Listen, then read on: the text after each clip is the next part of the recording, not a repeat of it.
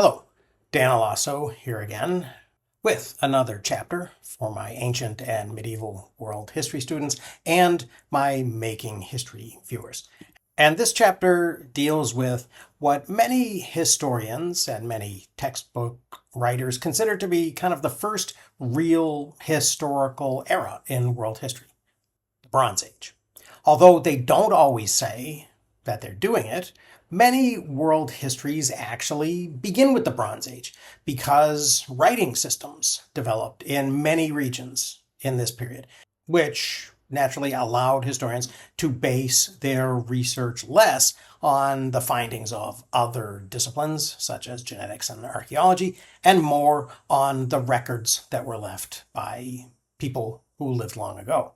And of course, this focus on the documents of the past has been really the main way that historians have always done their work since the discipline began. So to begin, Mesopotamian cuneiform is generally considered to be the earliest, quote-unquote, fully developed writing system, although there are ongoing debates about which early cultures may have also been developing writing and whether the actual definition of a fully developed system is accurate, and whether other cultures may have developed their system in ways that we haven't quite completely understood yet. There are many examples of this, ranging from Chinese oracle bones to Indus Valley seals, and even to South American quipus, the knotted cotton strings that we're only just beginning to decode. The earliest examples of cuneiform so far discovered date back about 5,300 years. They were images known as pictographs, made on clay tokens. The earliest purpose seems to have been accounting tasks, such as tallying grain or livestock. And this supports the belief that written records were developed initially to facilitate the work of the temples that collected and stored and dispersed the community's agricultural production in Mesopotamia. Over centuries, the familiar wedge-shaped script developed, with the markings on the clay tablets shifting from direct pictographs that represented things to logographic, that is, word sign, and then syllabic or sound-based elements by about 4,900 years ago. The shift to representing sounds was important because it allowed cuneiform to represent abstract concepts and to be used by speakers of different languages. And that was really important. The language spoken in the earliest Mesopotamian cities like Uruk, Nippur, and Ur was Sumerian. Scholars have used multilingual inscriptions, such as the Behistun rock, to decipher the language. This rock, like the later Rosetta Stone that was used to decipher Egyptian hieroglyphics, repeats the same text in Old Persian, Elamite, and Akkadian. Akkadian and Sumerian coexisted for over 1,000 years, and this allowed scholars to unlock the meaning of over 200,000 clay tablets that contained administrative records, histories of events, myths, stories, and even school exercises. Cuneiform was also used for Akkadian, for Old Persian, for Hittite in Anatolia, and Ugaritic in the Levant. The shared use of this writing system by all of these neighboring cultures facilitated diplomacy and trade. Now, I should note that there's kind of a persistent rumor that Sumerian is a mysterious language that has never been deciphered. And although this idea is featured in very famous stories like Neal Stephenson's cyberpunk classic Snow Crash, it's not actually true. Although it was difficult to decode it because Sumerian turns out to be an isolated language and not part of the Semitic language group like Akkadian. A possibly related but still undeciphered writing system also emerged about 5,200 years ago in the region of Susa, in what are now the Iranian highlands, to the east of Mesopotamia. Named after the Proto-Elamite culture of the region, this Proto-Elamite script, which was found on over 1,600 clay tablets developed during a period when the region was trading extensively with Uruk. Between 1,000 and 1,500 symbols seem to represent words and syllables in a language that gave way to Elamite about 500 years later. Egyptian hieroglyphics appear about 5,200 years ago as well, and began, once again, as pictographic signs used in formal monumental settings, such as the inscriptions on tombs and temples. Hieroglyphic literally means sacred writing in Greek. A lesser-known system developed at the same time is called hieratic, which is Greek for priestly writing. This is a much more streamlined, kind of cursive script used for writing on papyrus with ink. Like hieroglyphs, this script used up to 1,000 signs that incorporated phonetic and logographic elements, as well as pictograms.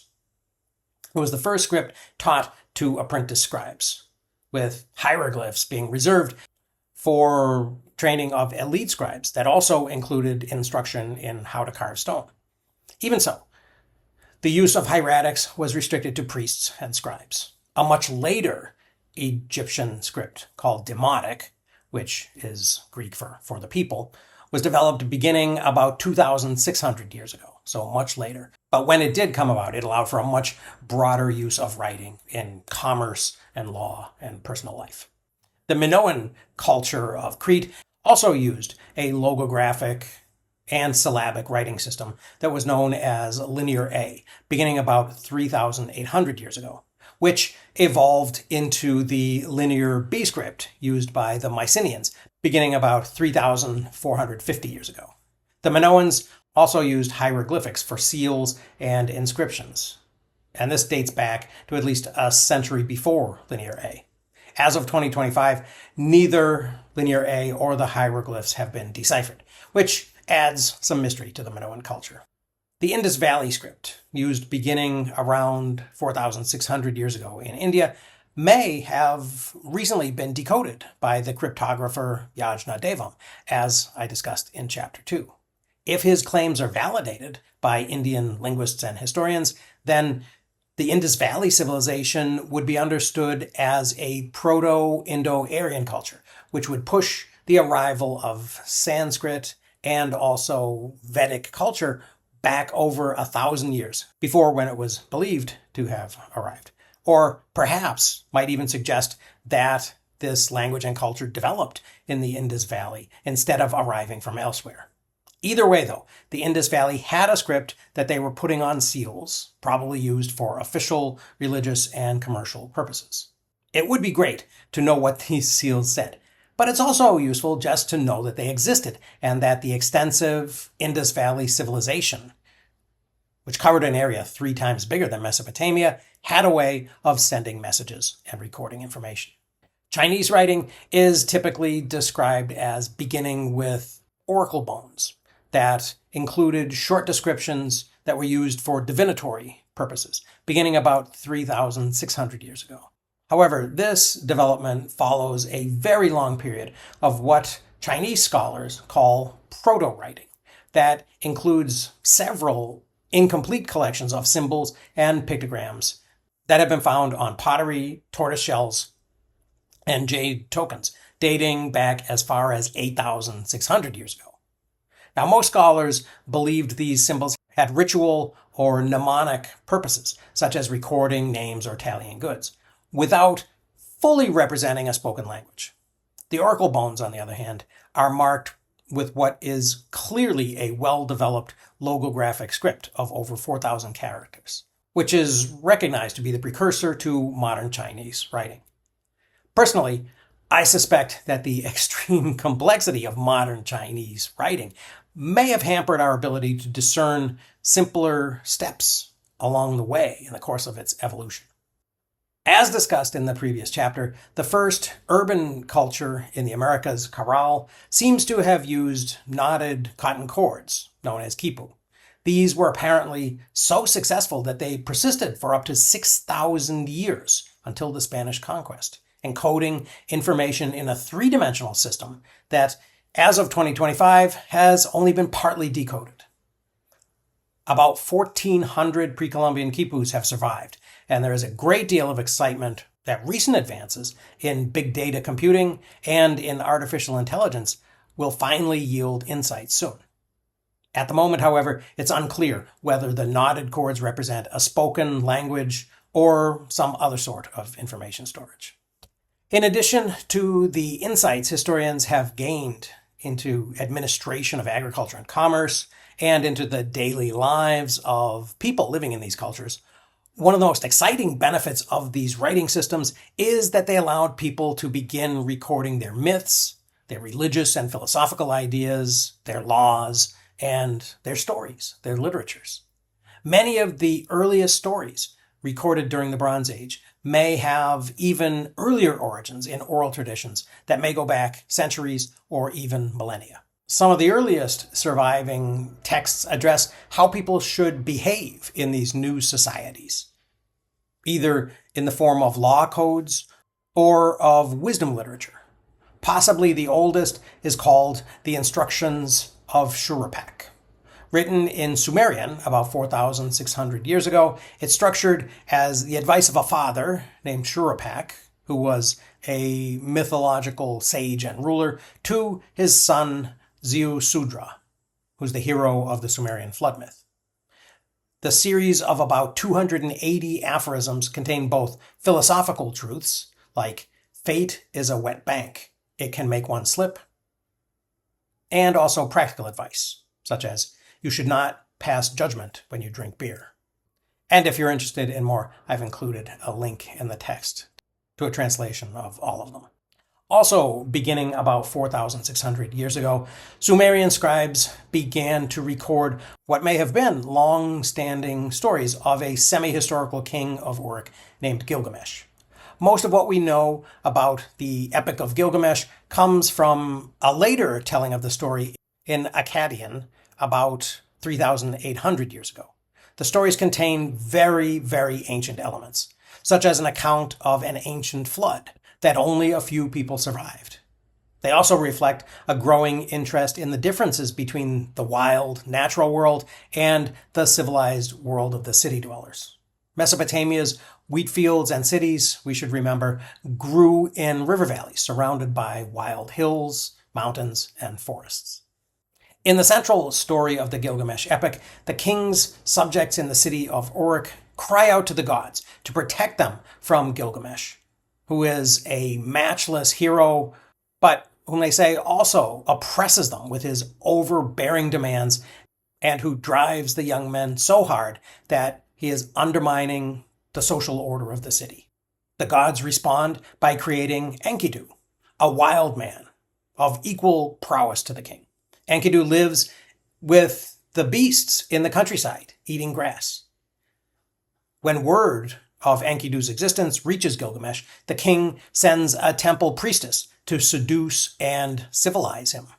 During a week-long sexual encounter, she teaches Enkidu not only to make love, but to eat bread, drink beer, and wear clothes. The animals then begin to shun their former friend and to fear him. And so Enkidu decides to visit Uruk and challenge the king over his tyrannical behavior. Enkidu confronts Gilgamesh and they fight throughout the streets of Uruk. The wrestling match ends in a stalemate, in a tie, since the two are evenly matched. They embrace, become best friends, and Enkidu then fulfills his purpose by redirecting Gilgamesh from oppressing his people toward heroic deeds, such as battling monsters in the wilderness. Together, they kill the giant who guards a sacred cedar forest, perhaps in Lebanon. And they kill the bull of heaven, which is sent by the goddess Ishtar to attack the city when Gilgamesh rejects her marriage proposal. The gods don't like this. They decide that this act must be punished. And as a result, Enkidu dies. Not in battle, but from a divinely inflicted disease. And this might reflect a realization that when people moved into cities, diseases also began to increase. But in any case, the death of his friend causes the semi-divine king to go on a quest seeking full immortality. He leaves the city and wanders throughout the wilderness, wearing animal skins instead of clothing, kind of becoming like Enkidu. But then when this quest fails, Gilgamesh returns to civilization and to Uruk and becomes a wiser ruler who takes pride in the city's walls and in its achievements. So, as you may see, important elements of the Gilgamesh story seem to be focused on exploring the differences and the tensions between life in the city and life in the adjacent, uncivilized countryside. We'll see this tension again soon, but from the perspective of country people. In the meantime, in contrast, Egypt was less concerned with a countryside that scarcely existed, having been replaced by the desert by the time they began writing things down. The earliest Egyptian texts were carved on the interior walls of pyramids and consist of spells and hymns and rituals designed to protect deceased rulers on their journey into the afterlife. The first appear in the Pyramid of Unas, about 4,375 years ago. Many of the 700 so-called utterances are directed at Osiris, the god of fertility and agriculture and death and the afterlife. And they explore ideas of immortality, divine justice, and cosmic order. These hieroglyphs on the walls of tombs evolved into the Egyptian coffin texts about 4,000 years ago, and then ultimately into the Egyptian Book of the Dead about 3,550 years ago. So without the challenges of neighboring lands and people, the Egyptians were able to turn their attention to mysteries beyond death. And now finally, although the stories that became the Hebrew Tanakh, which we call the Old Testament, were written down over 1,000 years later, many have roots in this era as well. For example, the story from Genesis of Cain and Abel is similar to a Sumerian myth called the dispute between Lahar and Ashnan. In it, the gods create two men. Lahar is a shepherd, representing pastoralism and animal husbandry, while Ashnan is a farmer, representing grain cultivation. Although the two are created to jointly provide for humanity, they end up, of course, in rivalry, when the god Enki prefers the offering of meat provided by Lahar to Ashnan's grain. And although this rivalry does not end in murder in the Sumerian myth, it does in Genesis. The Hebrew God also prefers the burnt offering of Abel to Cain's pile of grain. And why wouldn't he? The way burnt offerings were supposed to work was that the smoke from the burning was what the gods actually consumed. Who wouldn't prefer the smoke from meat wrapped in a thick layer of fat to some burning grass and seeds? The problem, of course, was that the farmer Cain grew resentful and murdered his brother Abel, the shepherd. Now, in Genesis, the farmer and the shepherd are the first sons of Adam and Eve, and Cain's murder of Abel is the world's first crime. Now, if we consider this in the same light that we were examining the Gilgamesh story, we once again see a tension between the city and its farming and the countryside and its pastoralism. In this case, though, the innocent victim, Abel, represents the storytellers, while the killer, Cain, represents the city people and the settled farmers, who were their hereditary adversaries. This theme recurs throughout the Hebrew Bible. The future patriarch Abram, later called Abraham, leaves the Mesopotamian city of Ur with his wife Sarai, later called Sarah, and then wanders through Canaan and Egypt before finally settling down in what's now Palestine. Biblical scholars believe he left Ur about 3,950 years ago. Much later, the shepherd Moses saves his people from the city-dwelling Egyptians and leads them back into the wilderness for 40 years. Like the stories in Genesis, Exodus was written down much later as well. But it is believed to recount events that may have taken place about 3,500 years ago. After wandering in the wilderness for over a generation and receiving 10 commandments, the Hebrews enter the land that their God had promised them, and almost immediately destroy or capture over 60 cities, including very ancient communities like Jericho, which was originally settled about 11,600 years ago, and is one of the oldest cities in the world.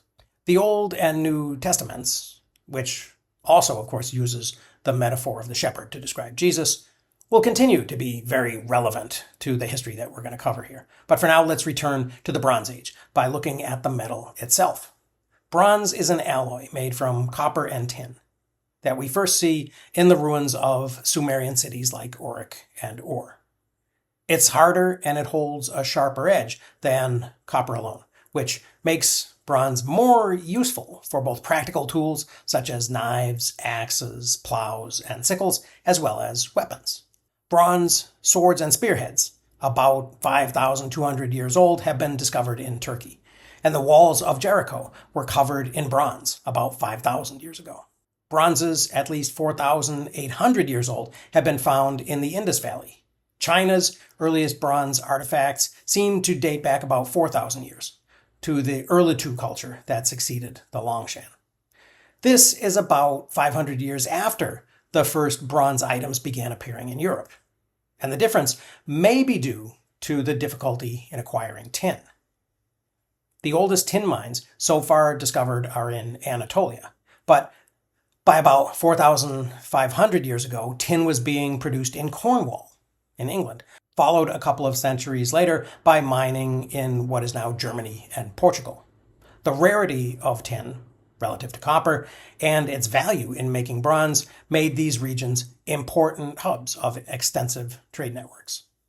One of the advantages of bronze for making weapons and tools is that, unlike iron and steel, which have to be forged by blacksmiths, bronze edge weapons, like swords, could be cast. This means that provided you had a good source of copper and tin, it was pretty easy to produce them in large quantities. Although bronze armor was considered very valuable, and you can tell it was because every time a hero is killed in the Iliad, a battle then ensues over whether the killer is going to be able to loot his armor. But even so, people who could make a lot of bronze could field armies.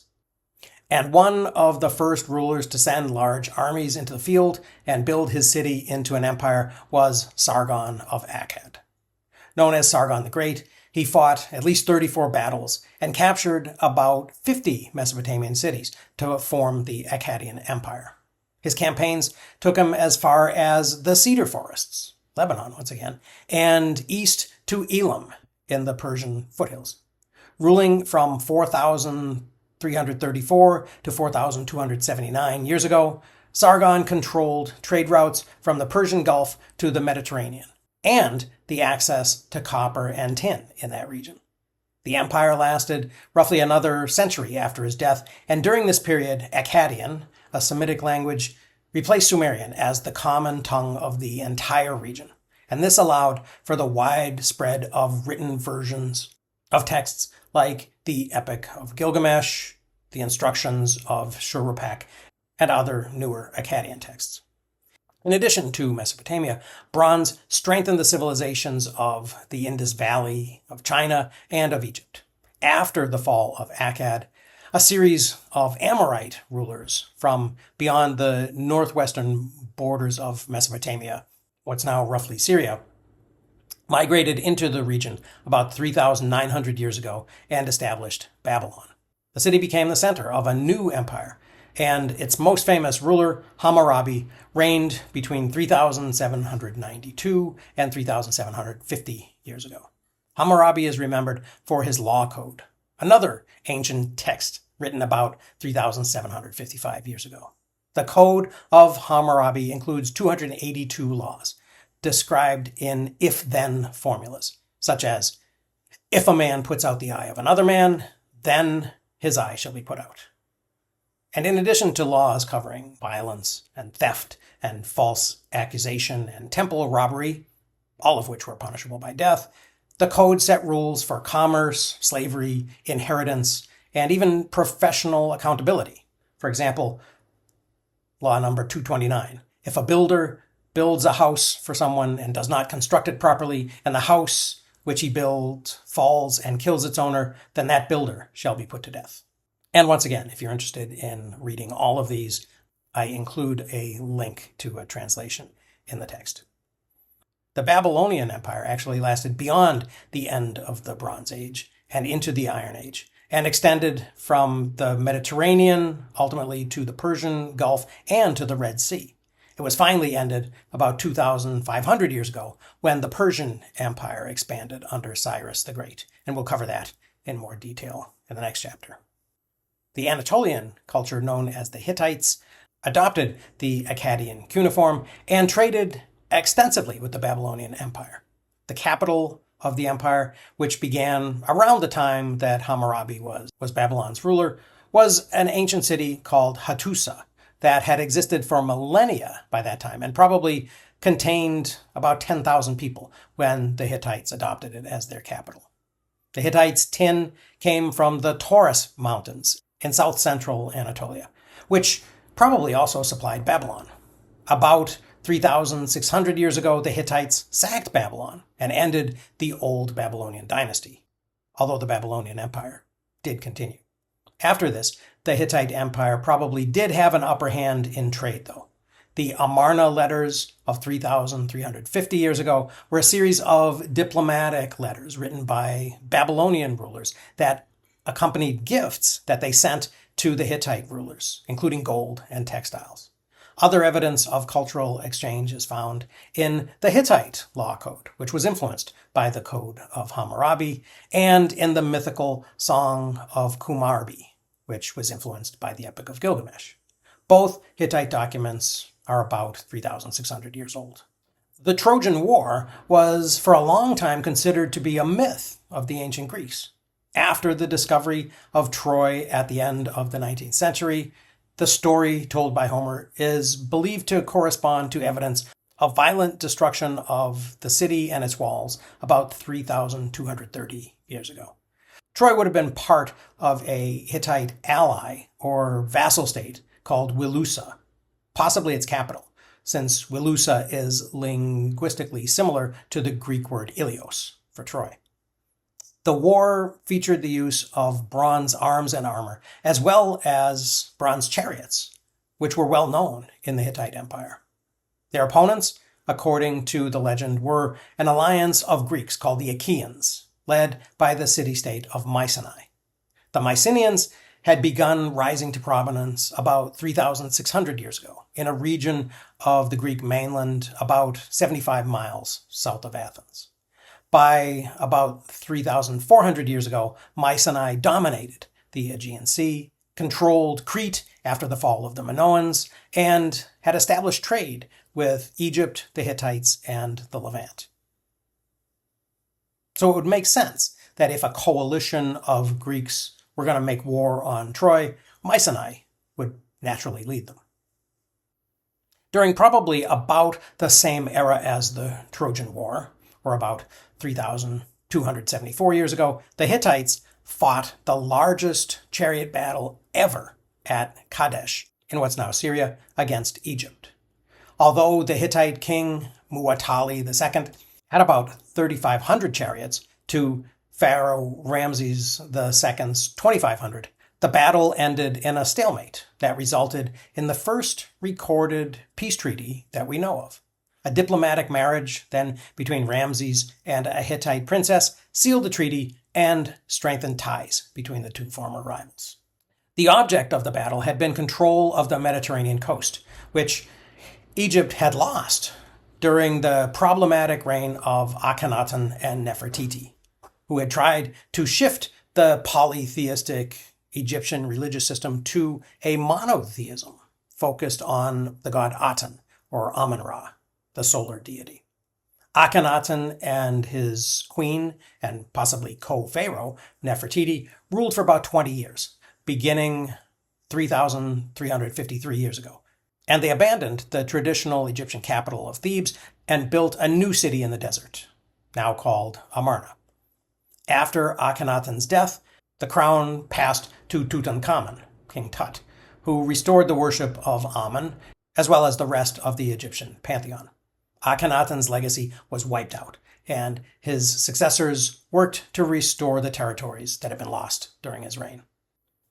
Because the Hittites were not alone in capitalizing on Egypt's inattention to foreign affairs. Sensing weakness, a group of seafaring raiders, who are collectively known to history as the Sea Peoples, attacked Egypt, forcing Ramses III to fight the Battle of the Delta about 3,177 years ago. The loose confederation that historians only call the Sea People, because that was what the Egyptians called them, did frequently attack from the Mediterranean. But it's most likely that they themselves were also refugees, possibly fleeing drought or famine or some other type of environmental disaster. The army of Ramses III did manage to turn them away. The Sea People's attacks were most effective in the Levant, where Canaanite cities like Ugarit and Hazor were destroyed, in Cyprus, which was completely overrun, and in Anatolia, where the Hittite Empire collapsed about 3,200 years ago. This period of destruction, about 3,200 years ago, was widespread enough that historians have named it the Bronze Age collapse. This may represent a bit of Eurocentrism, however. The Indus Valley civilization had already declined between 3,900 and 3,700 years ago, when a change in the monsoon cycle that I already mentioned caused the Ghaggar-Hakra River to dry up and major cities like Mohenjo-Daro and Harappa to be abandoned. In China, the Shang dynasty was at its height. And in the Americas, the Olmec culture was just emerging about 3,200 years ago. And of course, they had no bronze. But in the region around Europe, the disruption was very real. Whether from interference by the Sea People, from internal unrest, or for other reasons, trade networks failed. Destroyed cities like Ugarit on the Mediterranean coast, Troy in what's now Turkey, and Ebla, also in Syria, they had all been trading hubs, including hubs for tin. And without access to tin, the alloy bronze could not be made, and armies could not be outfitted. Iron, which would later become the basis of entirely new military technologies and a new economy, was already in use in the Near East and in Anatolia, but its use was limited to small decorative items. There are some small daggers of meteoric iron in Hittite graves and in the tomb of King Tut, which is 3,323 years old. But the more complex smelting process that was necessary made iron more difficult to work with. However, as tin became increasingly scarce, there was more and more incentive to find a way to work with the more abundant iron ore. We typically think of iron as a much higher quality element for making weapons. But the earliest iron swords and spear points were probably less hard and less sharp than the best bronze weapons. Later, with the introduction of carbon to make steel, weapons made out of iron ore became much better than bronze. But even so, iron and then steel needed to be forged by skilled blacksmiths. They couldn't be cast. An entirely new craft had to be developed and taught before the Iron Age could get underway. And of course, we'll talk about the Iron Age as we move forward. But that's all for now. So I hope you found that a little bit interesting. Thank you very much for watching. I will see you again very soon.